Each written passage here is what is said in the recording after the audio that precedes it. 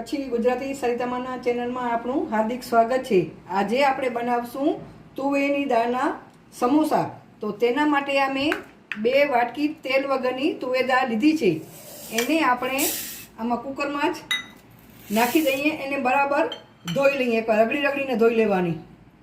હવે તુવેર દાળને બરાબર ધોઈ લીધી છે। આ તુવેર દાળ છે એનાથી આપણે ઉપર પાણી નાખી અને અડધો કલાક માટે એને પલાળીને રાખી દઈએ। હવે આપણે તુવેર દાળને પલાળી દઈએ ને અડધો કલાક થઈ ગયો છે। આપણે જોઈ લઈએ। આ જોઈ શકો છો, આમાં આટલું પાણી છે। આપણે પાણી એડ કરવાની જરૂર નથી। એમને એમ આપણે હવે એને કુકરને આપણે ગેસ ઉપર રાખી દઈએ ને એક સીટી થવા દઈએ। આપણે એક જ સીટી લગાડવાની છે, વધારે સીટી લગાડવાની નથી। આમાં પાણી વધારે નાખવાનું નથી, પૂરતું જ એક સીટી થાય એટલું જ પાણી, આ જોઈ શકો આટલું જ પાણી નાખવાનું। સાવ કોરી થઈ ગઈ હોય તો તમે અડધો કપ જેટલું પાણી અંદર એડ કરી શકો। આપણે એક સીટી થવા દઈએ। હવે આને એક સીટી થઈ ગઈ છે અને કુકર ઠંડુ થઈ ગયું છે। આપણે આ જોઈ લઈએ। આને આવી રીતે જો આ કોરી કોરી આમ બફાવી જોઈએ, આવી રીતે આમ સાવ કોરી હોવી જોઈએ આમ। હવે એને આપણે બરાબર ઠંડી થવા દઈએ, પછી મિક્સરમાં પીસી લેશું આપણે। આવી રીતે આમ પછી કુકરમાં નહીં નાખવાની દાળ ને આવી રીતે બીજા પોળા વાસણમાં આપણે આમ કાઢી અને છૂટી છૂટી આમ રાખી દેવાની। બરાબર આપણે ઠંડી થવા દેશું ને પછી જ મિક્સરમાં પીસશું આપણે। આવી રીતે આવું પીસી લેવાનું, જો આમ કોરું કોરું પીસવાનું, આમ સાવ ઠંડુ જ થવાનું, ગરમ ન હોવી જોઈએ। આવી રીતે પીસી લેવાનું। હવે આપણે એનો મસાલો કેવી રીતે બનાવશું એ આપણે ટ્રાય કરીએ। હવે આપણે ગેસ ચાલુ કર્યો છે। હવે આપણે નાની 2 ચમચ જેટલો અંદર તેલ એડ કરી દઈએ આપણે। હવે એને ગરમ થવા દઈએ। હવે તેલ ગરમ થઈ ગયું છે તો આપણે આ મીડિયમ સાઇઝની ડુંગળી ઝીણી ઝીણી કાપી હતી તે અંદર એડ કરી દઈએ। એને આપણે 2 મિનિટ માટે આમ સાતળી લઈએ, આમ આવી રીતે આમ ફૂલ તાપે સાતળવાની। હવે એમાં આપણે 1 ચમચ આ હિંગ નાખશું આપણે।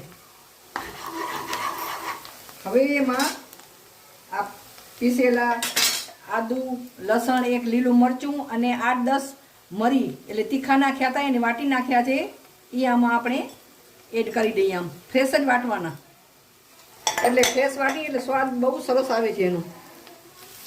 તમને એમ થશે કે આ તુવેરની દાળના વળી સમોસા કેવા છે, પણ ખાવામાં બહુ જ સરસ લાગે છે અને ટેસ્ટ એનો બહુ સારો આવે છે। આવી રીતે આમ સાંતળી લેવાનું। આ લસણ આદુની પેસ્ટ નાખીએ ત્યારે ગેસ ધીમું કરી નાખવાનું। હવે આપણે 2 ચમચ જેટલું લાલ મરચું પાવડર એડ કરીએ, 1 ચમચ ધાણા જીરું પાવડર અને આ 2 મોટા ચમચ જેટલું આ ચંદુભાઈ ભાનુશાલીનો દાબેલીનો મસાલો આવે એ હું અંદર એડ કરું છું। આનાથી જ ટેસ્ટ સરસ થાય છે।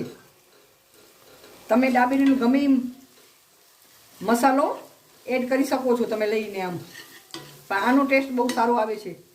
હવે સ્વાદ પ્રમાણે આપણે અંદર મીઠું એડ કરી દઈશું। આપણે બાફવામાં મીઠું નાખ્યું નહોતું એટલે વ્યવસ્થિત જ નાખવાનું। હવે આ તુવેરની દાળ જે પીસેલી હતી એ આમાં આપણે એડ કરી દઈએ અને ગેસની ફ્લેમ આપણે બંધ કરી ને આને બરાબર મિક્સ કરી લઈએ। સાથે આપણે આ લીલા ધાણા કાપેલા અંદર એડ કરી દઈએ અને એક આ અડધો લીંબુ હતો એનો રસ આપણે અંદર એડ કરી દઈએ। હવે આને બરાબર મિક્સ કરી લઈએ। હવે આપણે આવી રીતે આમ બરાબર મિક્સ કરી લેવાનું ને આને હવે આપણે ઠંડુ થવા દઈએ ત્યાં સુધી આપણે આનો સમોસાનો લોટ આપણે બાંધી લઈએ। હવે આપણે સમોસાનો લોટ બાંધી લઈએ। આ 2 વાટકી મેંદાનો લોટ લીધો છે એને આપણે ચારી લઈએ। હવે આમાં આપણે 1 ચમચ અજમું આમ હાથથી મસળી અને નાખી દઈએ અને સ્વાદ પ્રમાણે મીઠું એડ કરી દઈએ આપણે। હવે મોણ માટે આપણે આ તેલ નાખીએ। હવે આને બરાબર આપણે મિક્સ કરી લઈએ। આવી રીતે બરાબર આમ મિક્સ કરી લેવાનું। આમ આવો લોટ હોવો જોઈએ આમ। હવે આપણે ધીમે ધીમે પાણી એડ કરતા જઈએ અને કઠણ લોટ બાંધી લઈએ। આવી રીતે આમ લોટ બાંધી લેવાનું। આપણો લોટ બંધાઈ ગયો છે। હવે આ કોટનનું એક કાપડ છે એને ભીનું કરી આમ સાવ કોરું કરી ને 10 મિનિટ માટે આપણે આ લોટને રેસ્ટ આપીએ. હવે 10 મિનિટ થઈ ગઈ છે, આપણે લોટ ચેક કરી લઈએ. આ મસ્ત મજાનો લોટ થઈ ગયો છે.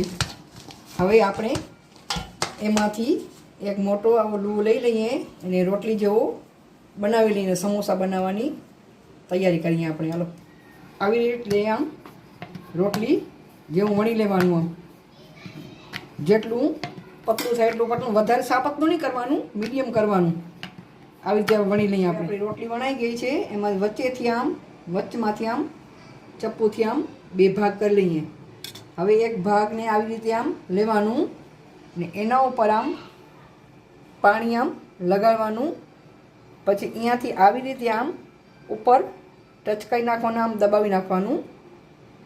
ને હવે આપણે એમાં મસાલો ભરશું. આપણે આ જે તુવેર દાળનો મસાલો બનાવ્યો હતો એ આપણે આમાં ભરી લઈએ.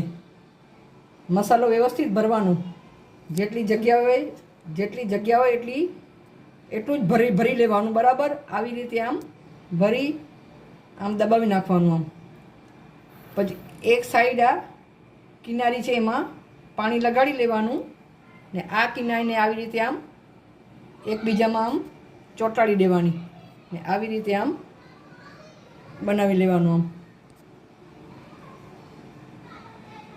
આ આપણું સમોસો બનીને તૈયાર થઈ ગઈ. કાચું સમોસો આપણું બની ગયું છે. આવી રીતે બીજા બધા સમોસા આપણે આમ બનાવી લઈએ આવી રીતે આમ. હવે આપણા કાચા સમોસા બધા તૈયાર થઈ ગયા છે. હવે આપણે એને તળી લઈએ. હવે સમોસા બનાવતા તેલ નાખી દીધું હતું. હવે તેલ આપણું ગરમ થઈ ગયું છે. આપણે એમાં સમોસા એડ કરી દઈએ. આપણે એને તળી લઈએ. મીડિયમ તાપે તળવાના, બરાબર, ફૂલ તાપે નહીં તળવાના. નહીં કે તો ફૂલ તાપે તળશું તો અંદરથી કાચા રહી જશે ને ઉપર બળી જશે.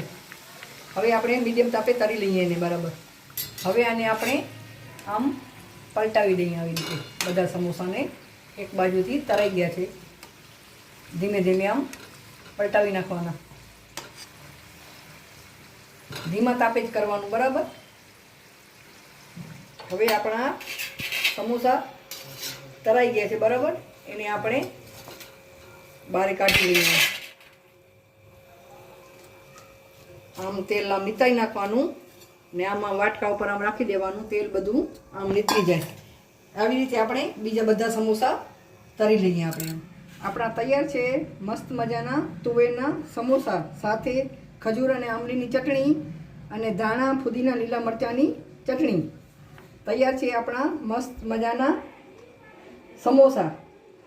તમને મારી રેસીપી ગમે તો લાઈક અને શેર કરજો અને મારા ચેનલને સબસ્ક્રાઈબ કરજો. ખૂબ ખૂબ આભાર તમારો.